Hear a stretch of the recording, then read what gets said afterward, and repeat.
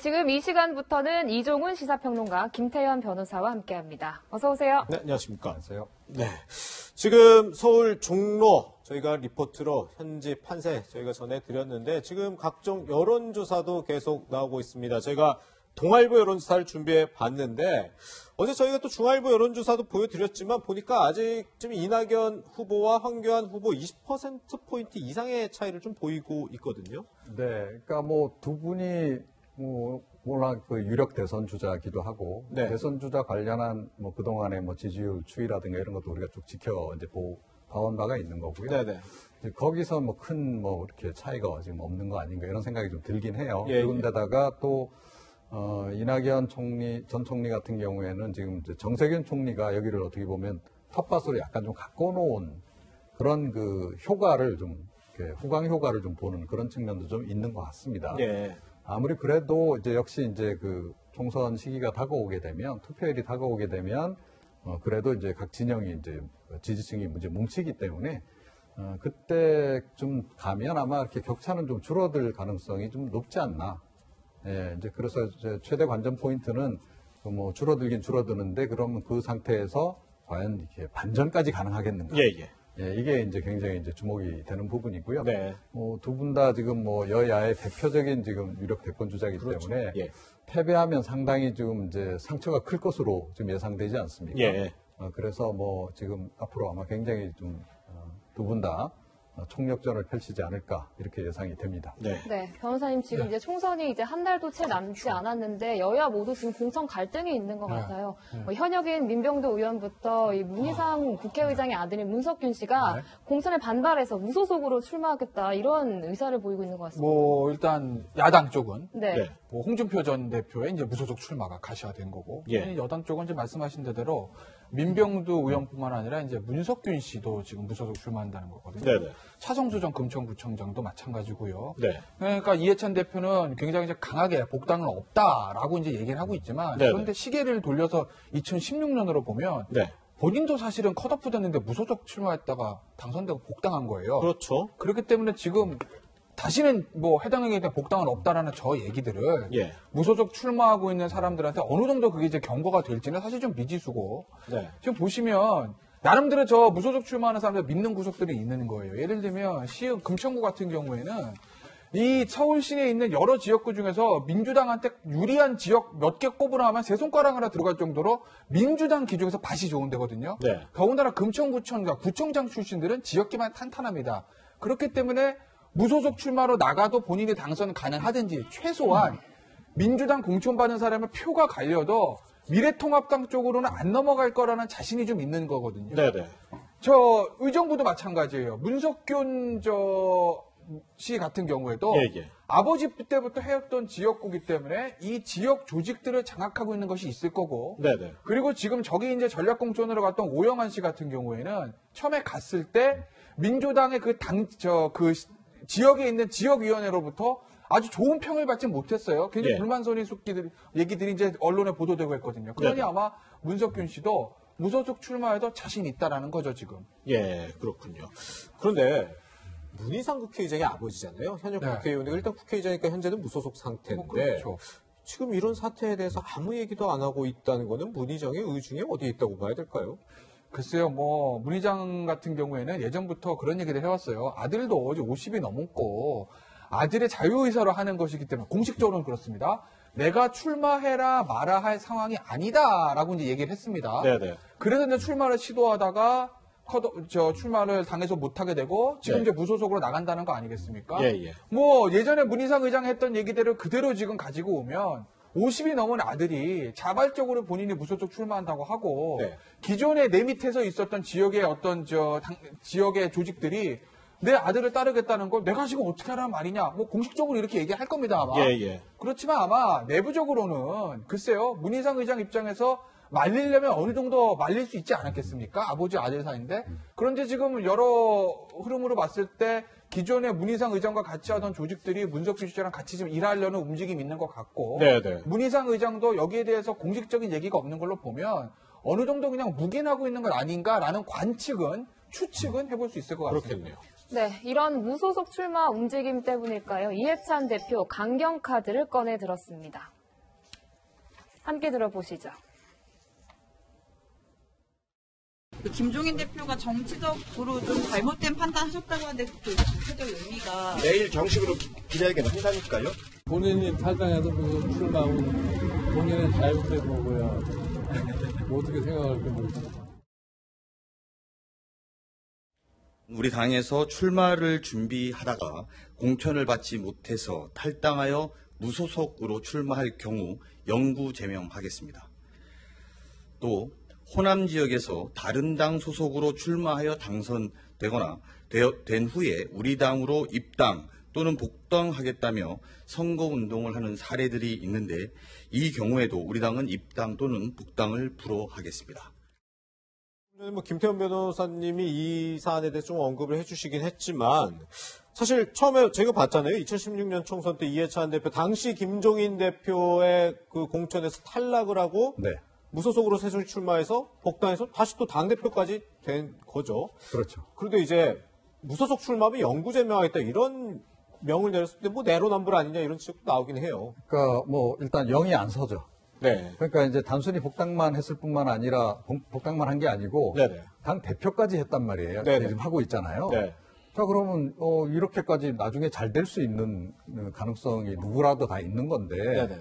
그런데 그거를 그냥 딱 이렇게 차단해 버리는 것이 과연 의미가 있겠는가? 그런데 이걸 또 안 할 수도 없어요. 예. 왜냐하면 안 그냥 방치해두게 되면 무소속 출마가 이렇게 줄이어서 또 발생할 가능성이 있거든요. 그럴 수 있죠. 그럴 경우에는 상당히 당에 타격이 옵니다. 그러니까 어떤 타격이 오냐면 이 무소속으로 출마한 사람들 중에 사실은 생활에 돌아오는 사람이 그렇게 많지는 않아요. 예. 그러니까 정말로 자기 경쟁력이 뛰어나지 않으면 네. 되돌아오기가 상당히 어렵습니다. 그러니까 당선이 그만큼 어렵긴 한데 이게 어떤 효과가 있냐면 무소속으로 출마하는 바람에 그러니까 예를 들어 뭐 진보 지지층 사이에서 표심이 갈려버려요. 네네. 자 그러면 결과적으로 미래통합당 후보가 반사적인 이익을 보게 되는 상황이 오는 겁니다. 네. 자 그래서 미래통합당 후보자가 당선이 되고 이쪽은 뭐 무소속으로 나간 사람도 안 되고 네. 뭐 더불어민주당 후보자도 안 되고 이런 상황이 이제 벌어질 수 있는 거고 네. 이게 전국적으로 확산되면 상당히 좀 심각한 상황이 올 수도 있는 거죠. 그러니까 워낙 이렇게 접전지가 좀 많잖아요. 이번 같은 경우에. 네네. 이런 경우에는 이게 당락에 굉장히 큰 영향을 미치기 때문에 예. 그래서 일단 이제 단속에 나선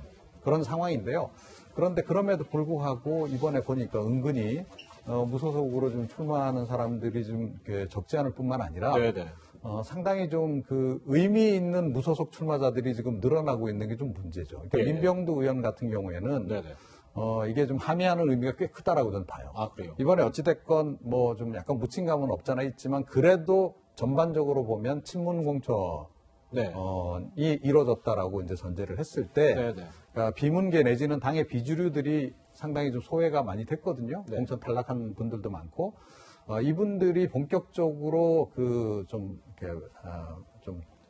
조직적으로 네. 반발을 하는 한 계기가 될 수 있는 겁니다. 네. 그래서 이걸 당 차원에서는 좀 잘 관리를 해야 할 것이다 이렇게 생각을 합니다. 그렇군요. 네, 통합당 역시 공천을 두고 잡음이 나오고 있습니다. 공천 배제된 뒤 무소속 출마를 선언하는 경우가 잇따르고 있는 건데요. 황교안 대표 기강 다잡기에 나섰습니다.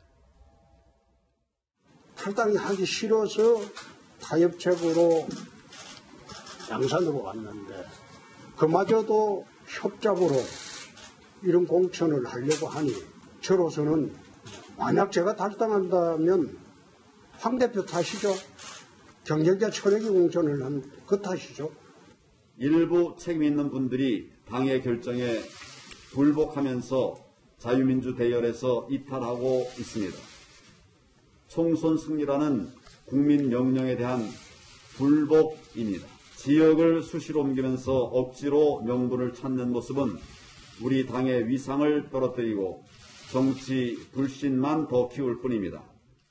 네, 변호사님. 네. 김형우 위원장은 사퇴하고 김종인 전 대표는 영입이 무산되고 그러니까 황교안 대표가 이 당의 혼란을 좀 수습할 수 있을지 궁금하거든요. 수습을 해야 되는 거죠. 네. 당이 이제 총선을 제대로 끌고 나가. 근데 지금 죄송합니다. 황 대표가 굉장히 위기 상황입니다. 왜냐하면 지역구 공천 김영호 위원장한테 거의 다 막혔어요. 어떻게 보면 본인 사람 다 못 들어갔습니다. 네. 어제 비례대표 믿었던 황교안 대표 입장에서는 믿었던 한성규 대표한테 사실은 당했다고 봐도 무방할 정도로 지금 그런 비례대표 명단 나오지 않았습니까? 네. 더군다나 지금 김종인 전 대표를 선대위원장으로 영입하는 것도 불발됐어요. 그럼 당내에 황교안 대표 리더십은 뭐지라는 의구심이 생길 수가 있고 네. 더군다나 앞서도 얘기했지만 좀 종로에서 지금 격차가 현재 스코어가 좀 많이 나거든요. 근데 본인이 지금 선대위원장까지 한다는 겁니다. 네. 당 선거 챙겨야 되죠. 지역 본인 선거 챙겨야 되죠. 잘못하다 두둑이 다 놓칩니다. 그렇기 때문에 황교안 대표는 지금 굉장히 위기 상황에 지금 몰려 있는 것이고 예. 더군다나 정치 경험이 그리 많지 않은 황교안 대표가 이 난국을 어떻게 뚫고 나갈 수 있을 것인가가 이 미래통합당의 총선 전망뿐만 아니라 본인의 정치적 미래도 달려 있는 거죠. 지금 이 순간에. 네. 또 한 군데 사실 서울 강남 지역이라고 하면 이 보수 진영에 상당히 조금 지지가 강한 동네였잖아요. 네. 그런데 보니까 지금 강남 갑은 한때 조금 태영호 전 공사 때문에 논란이 있었고 강남으로는 어제 최고위에서 공천 취소해버렸고 광남병도 공관에서 공천 처리. 지금 이 강남도 위험하지 않냐는 얘기도 많이 나와요. 예, 그렇죠. 그러니까 사실은 텃밭이지만 예. 이런 식으로 공천 관련해서 잡음이 나오기 시작하면 이게 그 해당 지역의 조직이 상당히 이완이 되거나 많이 이탈하는 그런 상황이 발생합니다. 예, 그래서 사실은 이제 이 좀 단일 대우를 이뤄서 선거를 치러도 좀 어려울 판에 굉장히 어려운 상황을 이제 초래할 수가 있는 건데 지금 그런 그 징후가 지금 나타나고 있는 게 아닌가 이렇게 생각이 돼요. 그런데 예. 사실은 이 모든 그 문제의 핵심에 황교안 대표가 있다라고 저는 생각해요. 네네. 그러니까 김영호 공관위원장하고도 그랬고, 예. 김종인 전 대표하고도 그랬고, 예. 제가 보기에는 대화가 부족했다. 아. 그러니까 소통이 잘 안 됐던 것 같아요. 네. 그러니까 계속 활발하게 소통을 좀 했더라면 예, 예. 이런 식으로까지 상황이 지금 이제 전개가 되었을까 그런 생각을 좀 하게 되고요.